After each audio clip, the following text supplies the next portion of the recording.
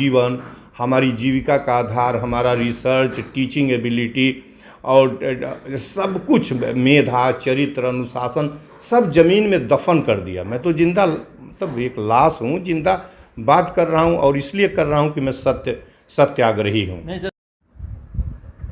दोस्तों, कहते हैं कि एक टीचर के द्वारा जब अपने ही स्टूडेंट का तारीफ़ किया जाता है और उसके बारे में 2 लाइन लिखता है और वो डॉक्यूमेंट्री एविडेंस लिखता है तो बड़ी खुशी मिलती है। वो टीचर आज रहे या ना रहे, लेकिन विद्यार्थी को दिया हुआ वह पत्र उसे हमेशा स्मृतियों में ही जीवित नहीं करता, बल्कि उसकी काबिलियत को भी लोहा मनवा करके और विमर्श करने के लिए छोड़ देता है। आज हम एक ऐसे ही शख्सियत के साथ बैठे हुए हैं जिसका नाम किसी से छिपा नहीं है, कोई परिचय का मोहताज नहीं है। हम बात कर रहे हैं पूर्वांचल गांधी डॉक्टर संपूर्णानंद मल की। कई प्रोफेसरों के द्वारा रिटन तौर पे इनकी काबिलियत, इनकी ऑनेस्टी, इनकी सिंसियरिटी और साथ ही साथ इनके नॉलेज की प्रशंसा की गई है। किंतु आज उसी प्रोफेसर को गोरखपुर विश्वविद्यालय में अपनी योग्यता सिद्ध करनी पड़ रही है, और वो भी सिर्फ ऐसा लगता है कि किसी तरीके का रार एक तरीके से बैठ जाए, और वो रार इस कदर विवाद में पनपा कि अंततः इन्हें अपना कैरियर और जीवन सब कुछ धाराशायी होते हुए नज़र आ रहा। सर ने लगातार गोरखपुर विश्वविद्यालय सहित जितने भी जिम्मेदार अधिकारी, कर्मचारी, यहाँ तक कि उत्तर प्रदेश के राज्यपाल तक लेटर गया है, लेकिन अभी बस ऐसा लग रहा है कि सब कुछ सांप सूंघ गया है। बैठे हुए हैं पूर्वांचल गांधी के साथ और हम इन्हीं से बात करेंगे। सर, लगातार आप लिखते रहे हैं और कई महीने गुजर गए, क्या आश्वासन मिला? कोई आश्वासन नहीं मिला।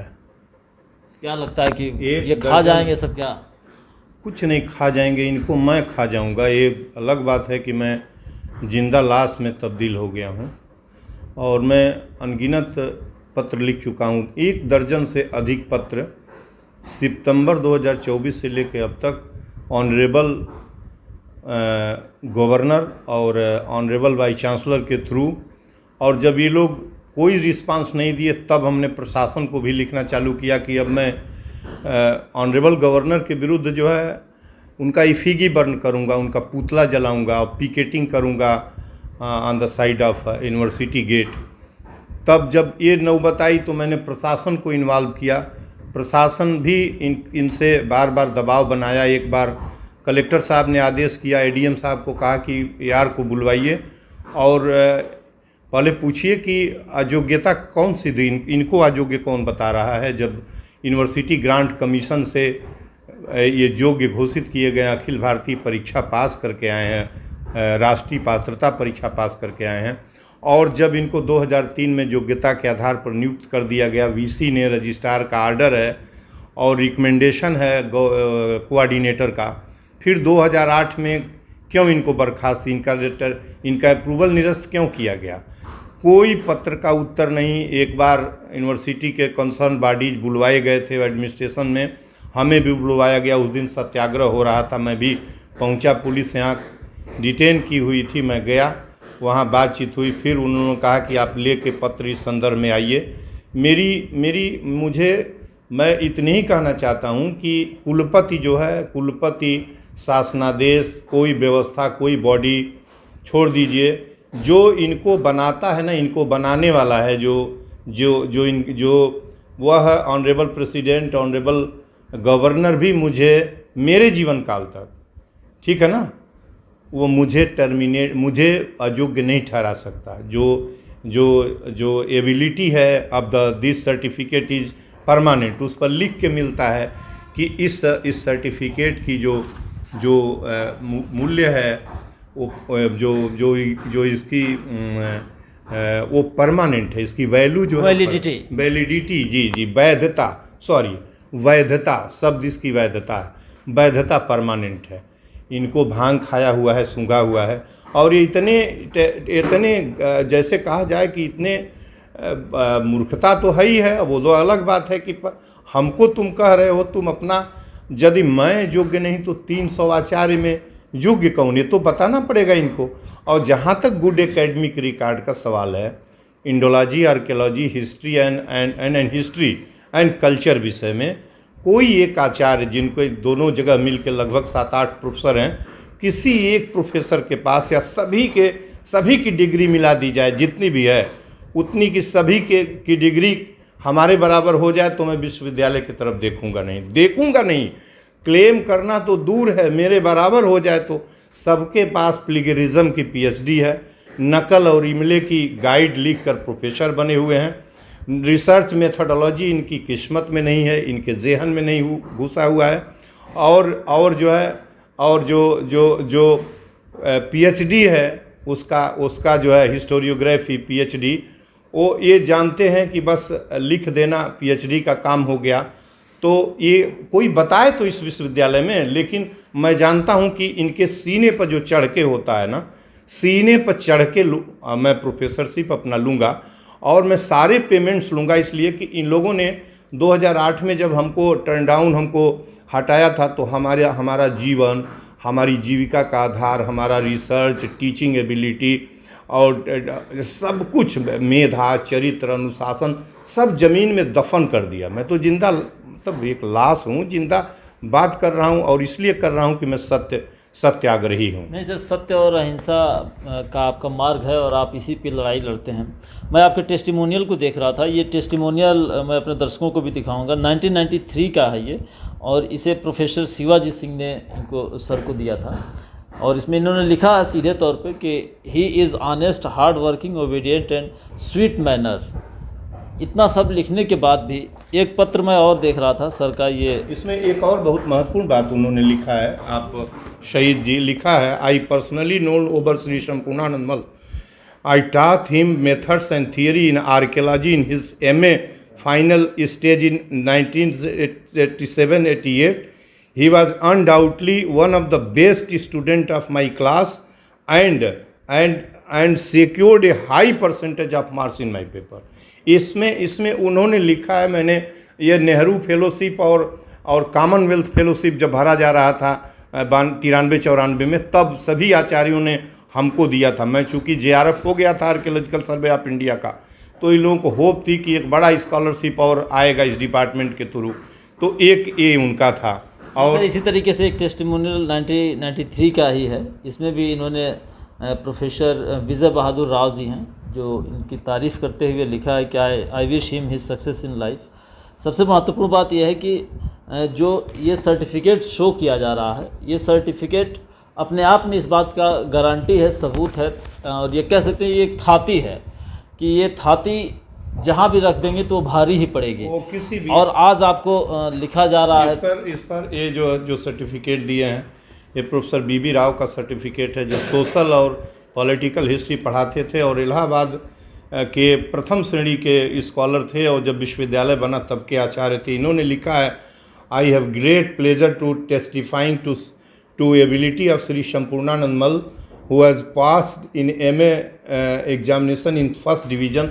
ये उन्होंने लिखा है। और ऐसे आचार्य थे, जब मैं सिविल सर्विसेज मेन दे रहा था तो इन्होंने मेरे लिए मेन की कॉपी बैठ के लिखवाई थी, तैयारी कराई थी। अलग बात है कि मैं क्वालिफाई मेन नहीं कर पाया था। तो एक यशस्वी आचार्य का आज ये भी नहीं है, आज प्रोफेसर शिवाजी सिंह भी नहीं है। एक जयमल राय हैं, जे राय, प्रोफेसर जे राय, इनका भी इन्होंने टेस्टिमोनियल में देख रहा था, डिपार्टमेंट ऑफ एंशिएंट हिस्ट्री। इतना सब कहने के बाद भी मेरे सर समझ में नहीं आता कि ये लोग कैसे ढीठ और घाघ हैं जो इस तरीके के गलत शब्दावली। आपने अच्छा शब्दावली का प्रयोग किया, ढीठ एंड घाघ जो कहा जाता है, और मुझे बहुत गंदा शब्द आ रहा है, कहूँगा नहीं, इसलिए कि उतने ही शब्द बोल दूंगा तो मेरी सत्याग्रही की तौहीन होगी। ये प्रोफेसर जे राय का सर्टिफिकेट है, बहुत बड़ा सर्टिफिकेट है, जो रिनाउंड हिस्टोरियन एंड इंडोलॉजिस्ट हैं, और प्रोफेसर BS पाठक जैसे हिस्टोरियन के शिष्य रहे हैं। और इनकी PhD का वैल्यूएशन इंटरव्यू लेने प्रोफेसर AL बैसम, आप हिस्ट्री के स्कॉलर हैं, जानते होंगे, लंदन से इसी यूनिवर्सिटी में 69-69 में आए हुए थे, उनकी सर्टिफिकेट है। ये संयोग है कि आज वो जीवित हैं, 93 साल की। 3 इंडोलॉजिस्ट भारत के इस समय, 2 इंडोलॉजिस्ट और एक पुराने हिस्टोरियंस में से एक रोमिला थापर इंडोलॉजिस्ट हिस्टोरियन है, एक प्रोफेसर जे राज इंडोलॉजिस्ट हिस्टोरियन है, और एक हिस्टोरियन, रिनाउंड हिस्टोरियन प्रोफेसर जो है इरफान हबीब। ये तीनों जीवित हैं और इन्होंने सर्टिफिकेट दिया है। विश्वविद्यालय अंधा है, गूंगा है, बहरा है, इसी विश्वविद्यालय में, इसी विश्वविद्यालय के आचार्य हैं इनके मूल्यांकन के लिए लंदन का स्कूल आया हुआ था, जिससे एल्बासम का नाम मैं ले रहा हूँ, वंडर दैट वाज इंडिया जिनकी पुस्तक थी, अद्भुत भारत, वो दिशा तय करती है इतिहास की।